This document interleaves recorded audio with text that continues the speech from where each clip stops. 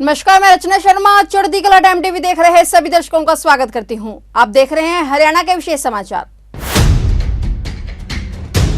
मुख्यमंत्री मनोहर लाल ने कहा कि हरियाणा सरकार बाढ़ राहत के लिए हिमाचल सीएम राहत कोष में से 5 करोड़ रुपए की सहायता का योगदान देगी। उन्होंने कहा कि हरियाणा सरकार राज्य में पिछले दिनों हुई भारी बारिश के कारण प्रभावित इलाकों और लोगों को आर्थिक तथा मेडिकल सहायता सहित हर संभव मदद प्रदान कर रही है। उन्होंने ये कहा कि 12 जिलों को बाढ़ प्रभावित घोषित किया गया है। 1353 गांवों और 4 एमसी क्षेत्र बारिश और बाढ़ से प्रभावित हुए हैं। सीएम ने कहा कि हरियाणा के अधिकांश भागों के साथ साथ पड़ोसी राज्यों हिमाचल प्रदेश, उत्तराखंड और पंजाब में भी अत्यधिक बारिश हुई है और इससे राज्य में बाढ़ जैसी स्थिति पैदा हो गई है और सामान्य स्थिति बिगड़ गई।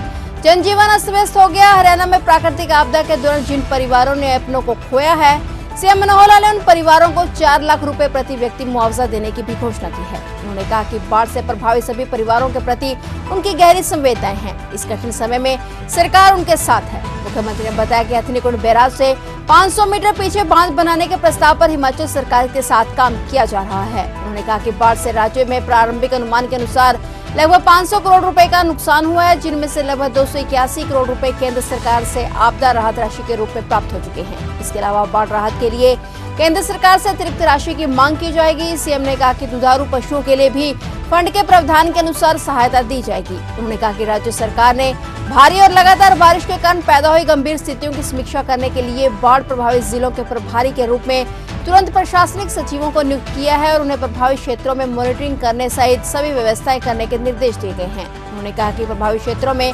संबंधित एससी की अध्यक्षता में कमेटियां गठित की गई हैं। प्रदेश में 1142 किलोमीटर लंबी 996 सड़कें प्रभावित हुई हैं, जिनकी मरम्मत के लिए 230 करोड़ रुपए की राशि खर्च होगी। सीएम ने कहा कि किसानों द्वारा उनकी जमीन का 100% पंजीकरण करवाने के लिए उनके खातों में 100 रुपए की राशि पुरस्कार स्वरूप उनके खातों में डाली जाएगी। इसके अलावा राज्य स्तर पर भी बड़े इनाम जैसे ट्रैक्टर, मोटरसाइकिल और मोबाइल इत्यादि भी दिए जाएंगे। क्षतिपूर्ति पोर्टल पर यह नुकसान की जानकारी किसानों द्वारा डाली जाएगी। उसके बाद टीम उनका सर्वे करेगी और जैसे जैसे कमेटी अप्रूव करेगी मुआवजा दिया जाएगा। इस दौरान उन्होंने नागरिकों से भी अपील की कि लोग सावधानी बरतें, पानी उबाल कर पिएं। इस दौरान बीमारियां फैलने का डर रहता है, इसलिए स्वच्छता पर विशेष ध्यान दें। कोई भी लक्षण दिखे तो तुरंत डॉक्टर को दिखाएं।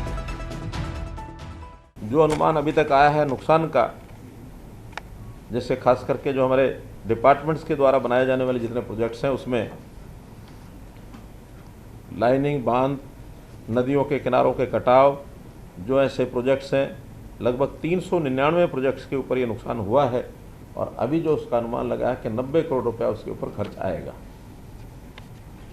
1142 किलोमीटर लंबी 996 सड़कें ऐसे हैं जो तुरंत जिसकी मरम्मत की आवश्यकता रहेगी, कहीं उसको नया बनाने की भी आवश्यकता पड़ सकती है।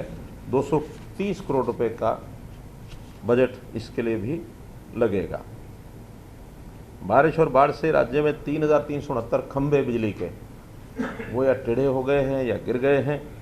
1477 ट्रांसफार्मर्स, जो डिस्ट्रीब्यूशन ट्रांसफर रहते हैं, ट्रांसफार्मर होते हैं, ये सब क्षतिग्रस्त हुए हैं। इस पर भी विभाग का अनुमान है कि 22 करोड़ 8 लाख रुपया इसके ऊपर खर्च आएगा। सरकारी पशु औषधालय और पशु चिकित्सालय, ये भी लगभग 1.25 करोड़ रुपया इस पर खर्च आएगा। हमने प्रारंभ में ही सभी डिप्टी कमिश्नर्स को एक प्रारंभिक राशि भेजी थी ताकि उनको अकस्मात कोई आवश्यकता पड़ती है उसमें वो खर्च कर सकते हैं। उनको लगभग 4 करोड़ रुपया हमने 4.5 करोड़ रुपया भेजा था, उनके डिस्पोजल पर रखा था ताकि इमीडिएट कोई भी अरेंजमेंट उनको आवश्यकता हो उसमें कर सकते हैं। और उसके बाद भी सभी उपायुक्तों को जो भी इस प्रकार की हानि है, नुकसान है, उसके लिए पावर्स डेलीगेट की गई हैं। पहले ये पावर्स बहुत कम होती थी, सिर्फ 20,000 रुपये डिप्टी कमिश्नर की पावर होती थी, लेकिन जो ऊपर के अधिकारी होते हैं वो अपनी पावर को डेलीगेट कर सकते हैं। तो हमारे FCL साहब ने इनके पास जो पावर्स थी सभी डिप्टी कमिश्नर्स को डेलीगेट की हैं और जितना वो मुआवजा तुरंत आवश्यकता हो वो दे सकते हैं। वैसे हमने उसके लिए अभी जिनका मुआवजा इन सारे विषयों को लेकर, चाहे मकान है अथवा कोई और नुकसान हुआ है, पशुओं की डेथ हुई है या कोई घायल हुए हैं, जो लोग मृत्यु हो गई जिनकी, उनके परिवारों के प्रति भी हमारी सहानुभूति है। उन ऐसे लोग जो जान खो चुके हैं, खो गए हैं, उनके प्रति श्रद्धांजलि व्यक्त करते हैं हम। उनके लिए 4 लाख रुपया प्रति व्यक्ति ये मुआवजा हमने घोषित किया है और बहुत जल्दी वो मुआवजा जो है उनके परिवारों तक पहुंचा दिया जाएगा।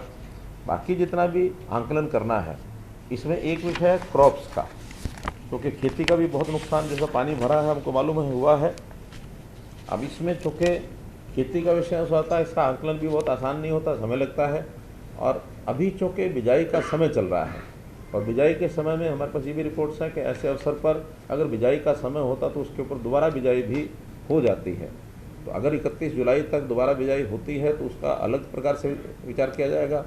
और जिन फसलों की बिजाई नहीं होगी, जहाँ पानी उसके बाद भी उतर नहीं पाएगा, उनके लिए अलग से विचार किया जाएगा।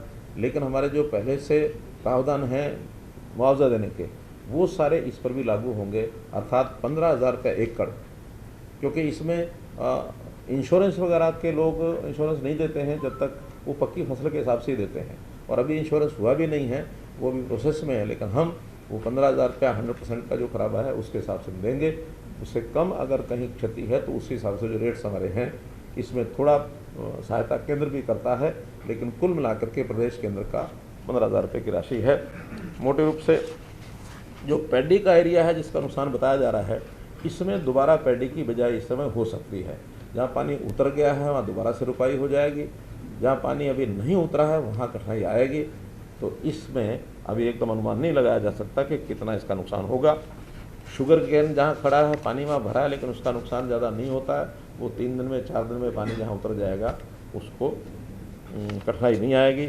अगर कहीं ज़्यादा कठिनाई आएगी तो जहाँ चारा है, फॉडर है, वो चूँकि एक बार नुकसान हो जाता है, या सब्जियां हैं वो नुकसान होता है उनकी सबके। और इसी प्रकार से जो कॉटन है, कॉटन के खेतों में भी नुकसान हुआ है, उसकी भरपाई भी अब शायद दोबारा से नहीं हो पाएगी। मेज़ है, पल्सेस हैं, खरीफ ऑयल सीड है, और जो फुटकर जितनी भी फसलें होती हैं, तो ऐसे लगभग ये 18,000 एकड़ ऐसी चीज़ें हैं जो प्राय समाप्त ही है। उनका तो लगभग 15,000 जैसे मैंने बताया जाएगा। बाकी फसलों का हम निर्णय जो है 31 जुलाई के बाद, जिनकी आवश्यकता रहेगी, जहां नुकसान हो चुका है दोबारा भरपाई उसकी नहीं हो सकती है, उसका हम निर्णय करेंगे। क्योंकि इस बार मेरी फसल मेरा ब्यौरा पर भी हमने किसानों को ये कहा है कि वो 31 जुलाई तक अपनी फसल का ब्यौरा ज़रूर भरें।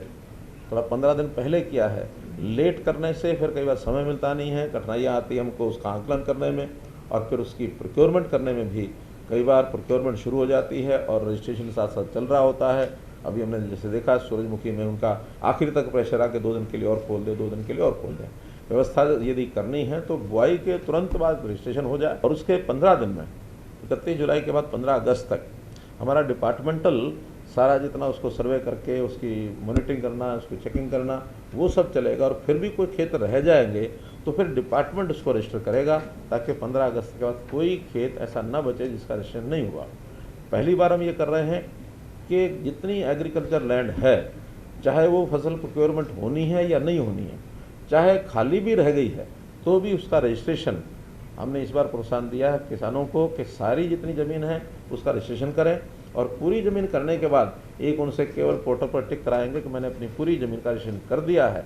जैसे ही वो टिक करेगा, 100 रुपया एक पुरस्कार के रूप में कहें, कोई उसको ऐसा मिलताना नहीं कर सकता, लेकिन पुरस्कार के रूप में 100 रुपया उसके खाते में तुरंत जाएगा।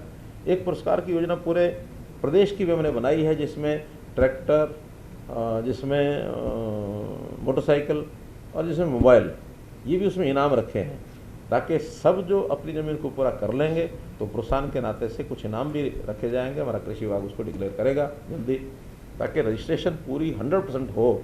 ये हमारा उसके पीछे टारगेट है। मेडिकल कैंप्स अभी तक जो लगाए गए हैं, 2878 कैंप लगाए हैं।